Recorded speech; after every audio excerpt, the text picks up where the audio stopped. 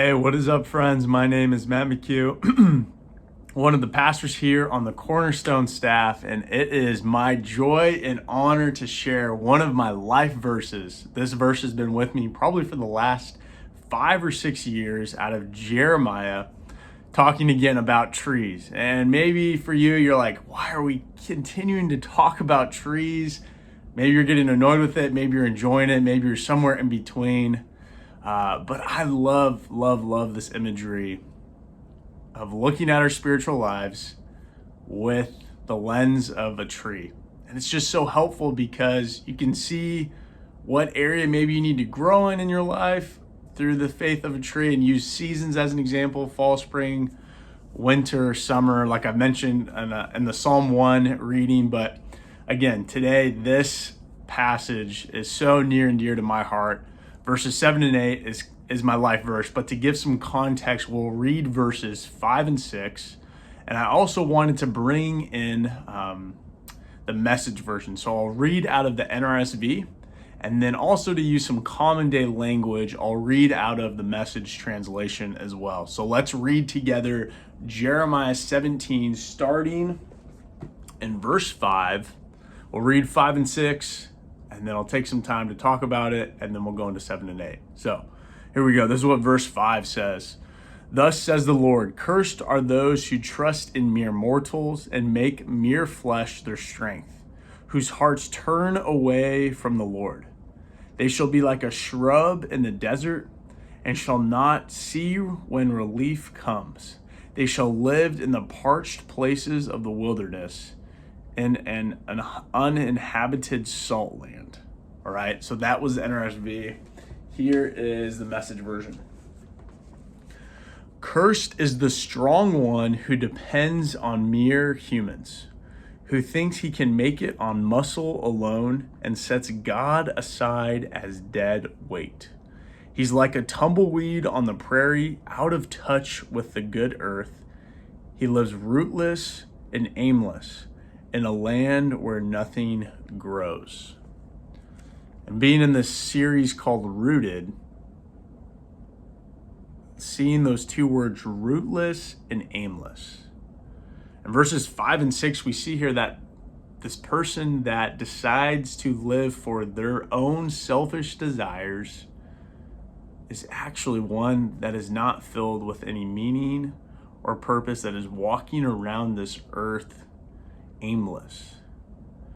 Maybe just going for one desire, one thing that they think will fulfill them other than God, and continuing to choose that, continuing to invest all their time and energy, maybe in materials, maybe in their appearance.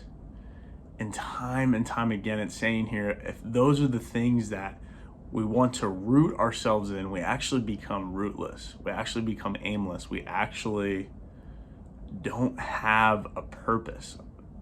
And our roots don't run very deep then when difficulties arise. And that would lead to anxiousness.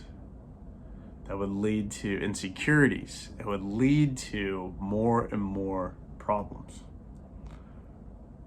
Well, let's jump to what verses 7 and 8 have to say, the difference here.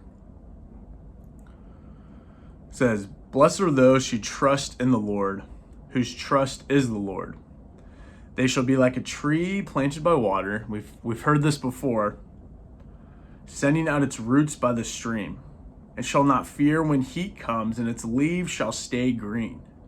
In the year of drought it is not anxious, and it does not cease to bear fruit. So one of my favorite writers talks about seeing how verses 5 and 6 compare to verses 7 and 8.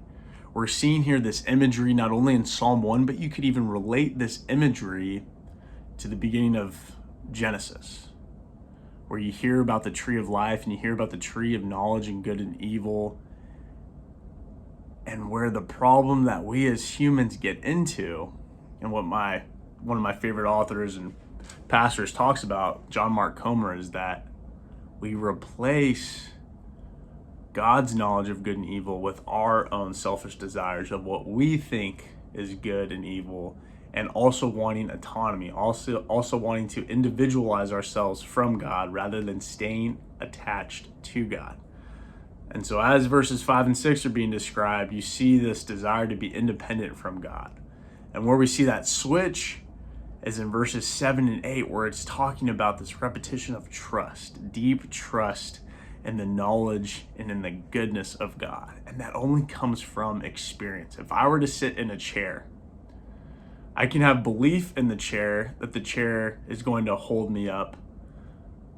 But there's a difference between a belief and there's a difference between knowledge, knowing that that chair is going to support me, that I won't collapse on it, but that I'll actually be supported in it. And that comes from an experience. And I wonder how many of us have had those experiences of that deep trust, that deep knowledge of God when things haven't been going well, when there's been difficulties, when there's been seasons of anxiety and frustration, depression, whatever it may be. But we've come out on the other side because our roots have been planted by the streams of water, and that living water being Jesus. So let me read verses 7 and 8 in the Message translation. It says, "Blessed is the man who trusts me, God, the woman who sticks with God. They're like trees replanted in Eden." I love that. From the very beginning, that deep shalom, when everything was right and good in the world, where we delighted with God, where there was peace, where there was abundance, where there was life lived to the fullest with God in creation. Putting down roots near the rivers, never a worry through the hottest of summers, never dropping a leaf, serene and calm through droughts, bearing fresh fruit in every season. And the word that comes to mind is this consistency, the consistency to do the right next thing, as we've talked about in Cornerstone, the consistency to be faithful, and even in the face of adversity, even when the temptation is so strong to do something that will serve you rather than maybe serving God and on the behalf of others. And circling back to one of my favorite authors, Comer, he talks about sometimes the strongest desires that are within us, they're often not the deepest desires. So sometimes the strongest desires for instant gratification, for likes, for approval, for acceptance, often aren't our deepest desires. Our deepest desires come from being with God. It talks about it in Ecclesiastes that eternity has been placed inside of our hearts. There's this deep longing and cry to be in the presence of God.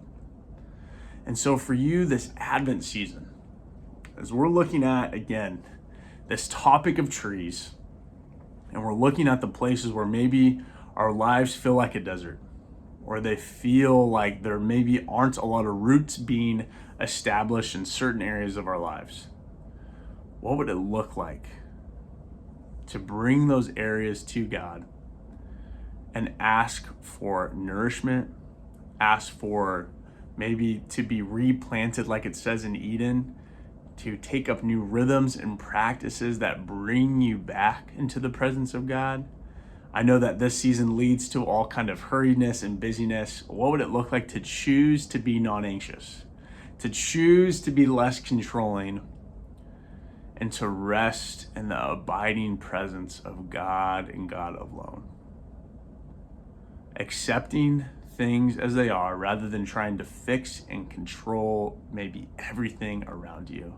Deciding what is for God to control and what is for me and myself to control, and not getting those confused. You see, friends, this Advent season is so important for us to continue to plant our faith upon the foundation of God. And so my prayer and my hope is that we become people that are planted and the foundation of who God is, that we bear fruit in every single season, whether we are on the highest high or we are in the lowest lows, that we are consistent in our faith, that we are continuing to be refined and to bear fruit in any and every season. That is the mark of being a faithful disciple of Jesus, is to bear the fruits of the Spirit in every season. So friends, today, continue to choose to live in a non-anxious presence. Continue to choose the ways that lead to faithfulness and not selfishness. And continue to ask yourself, is this desire in me the strongest desire or the deepest desire? And what would it look like to choose actually the deepest desires of my heart, of ways to connect with God, rather than for the low-hanging fruit or something that's just easy to gratify our attention in the moment? Thank you for joining us. We hope to see you at one of our Christmas Eve services coming up. Take care, friends. We'll see you soon. God bless.